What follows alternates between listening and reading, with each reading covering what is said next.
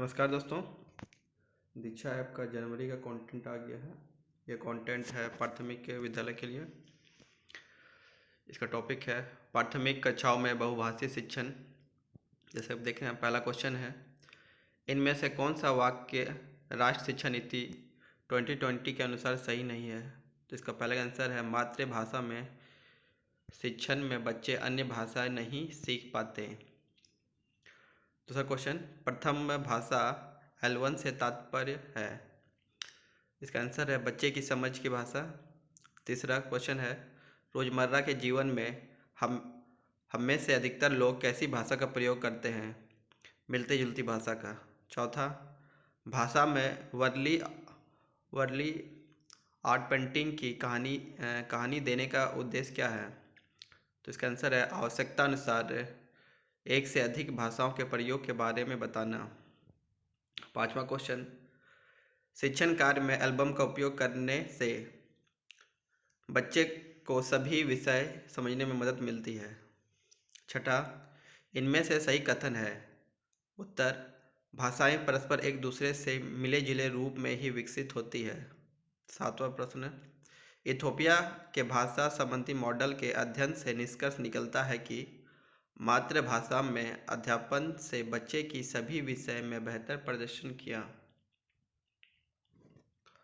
आठवां प्रश्न है, राष्ट्रीय शिक्षा नीति 2020 मातृभाषा के प्रयोग के बारे में क्या कहती है? इसका उत्तर है, छोटे बच्चे अपनी मातृभाषा के माध्यम से बेहतर रूप से सीखते हैं। नौवां प्रश्न, कमला जी कक्षा दो के बच्चों को हिंदी सिखाती है। इसका उत्तर है, हिंदी भाषा का प्रयोग पूरी तरह से बच्चों के हिंदी समझने के स्तर के अनुसार करना। 10वां प्रश्न, बहुभाषी शिक्षण पद्धति की विशेषता नहीं है। आंसर, कक्षा में किसी एक भाषा का प्रभुत्व होना। 11वां प्रश्न, असम के चाय बागान में काम करने वाले आदिवासी समूह के बीच भाषा को कहते हैं। इसका आंसर है लिंग भाषा। 12वां प्रश्न, भाषा की प्रक्रिया में ज्ञात से अज्ञात या परिचित से अपरिचित की ओर ही बनना चाहिए या बात आई है? NCF 2005 में। 13वां प्रश्न, कक्षा में दूसरी भाषा सिखाने की आधारभूत शर्त नहीं है। शुरुआत से ही L2 की शब्दावली लिखना। बुनियादी साक्षरता और संख्या ज्ञान मिशन की सफलता के लिए आवश्यक है। उत्तर, बच्चों की परिचित भाषा का प्रयोग। 15वां प्रश्न, बहुभाषी शिक्षण पद्धति की विशेषता नहीं है। कक्षा में किसी एक भाषा का प्रभुत्व होना। निम्नलिखित में से कौन सा बच्चा सबसे अधिक मुश्किलों का सामना करेगा? रमेश, जिसके घर में समुदाय विशेष में सब भोजपुरी बोलते हैं और कक्षा में अंग्रेजी भाषा का प्रयोग करते हैं। 17वां प्रश्न, बहुभाषा शिक्षण के संदर्भ में निम्नलिखित में से गलत वाक्य चुनें।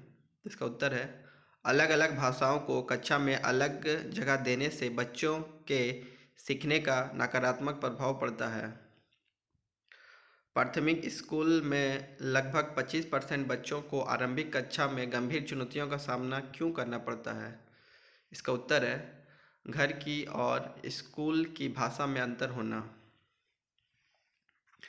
19वां प्रश्न है, भाषा के सृजन के किस भाषा की आवश्यकता है? परिचित भाषा।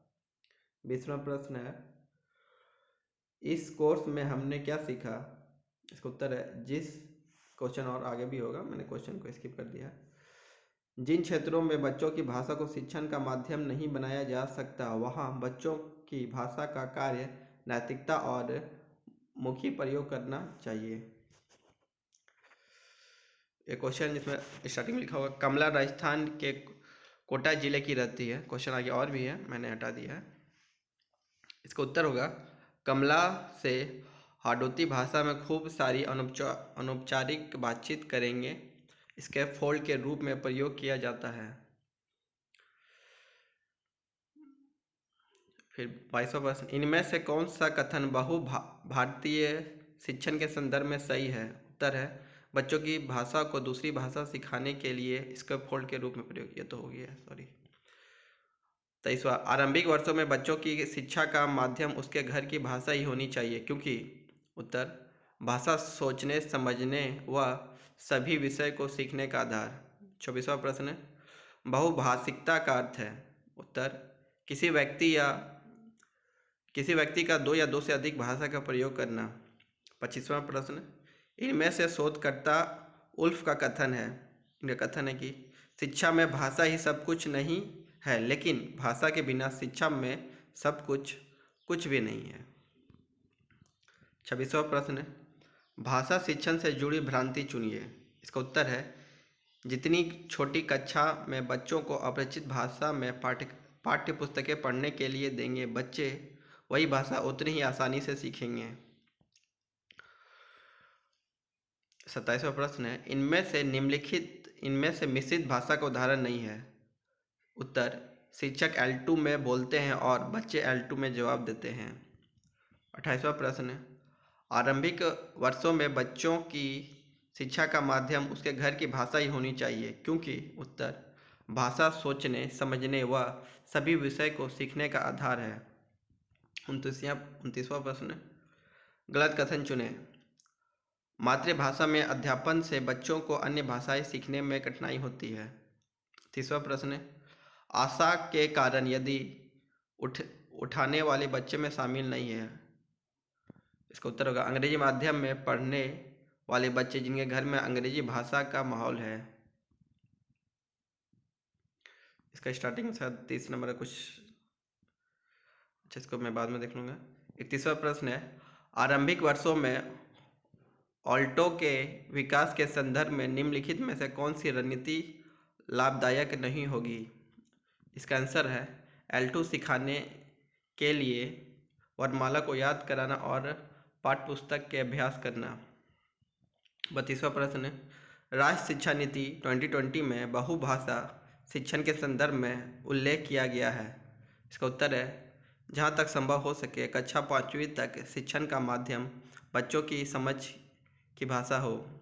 33वां प्रश्न, भारत की जनगणना 2011 के अनुसार भारत में कुल कितने मातृभाषाएं बोली जाती है। इसका आंसर है 1369। 34वां प्रश्न है, भाषा अंतर्निहित निपुणता का सिद्धांत है, किसके द्वारा दिया गया है। उत्तर, जिम कार्मिस।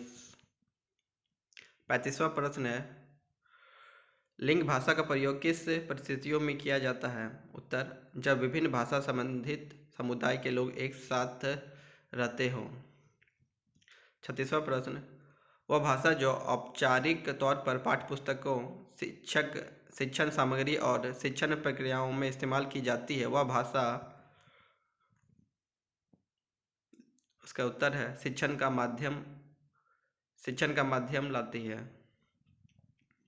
37वां प्रश्न है, भारत में हुए 2011 की जनगणना से यह बात उभर कर सामने आई है कि। उत्तर, अधिकतर लोग एक से अधिक भाषाएं बोलते हैं। 38वां प्रश्न,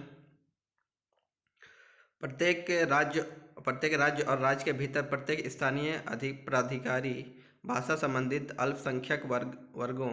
इसका उत्तर होगा भारत का संविधान। 29वां प्रश्न, भाषा के कारण क्षति उठाने वाले बच्चों में कौन शामिल नहीं है। उसका उत्तर है, अंग्रेजी माध्यम में पढ़ने वाले बच्चे जिनके घर में अंग्रेजी भाषा का माहौल है। 40वां प्रश्न है, बहुभाषा शिक्षण के लाभ में शामिल नहीं है। इसका उत्तर है, कक्षा 1 में अंग्रेजी पढ़ना लिखना सीख जाना। तो टोटल 40 प्रश्न का आंसर हमने बता दिया। आप चाहे तो मैं इसका PDF का लिंक आपको डिस्क्रिप्शन में दे दूँगा, आप वहाँ से भी आसानी से इसका आंसर खोज सकते हैं। अगर आपका कंटेंट अच्छा लगा तो कृपया लाइक कर दें और अदर टीचर को भी इसे शेयर करें। धन्यवाद।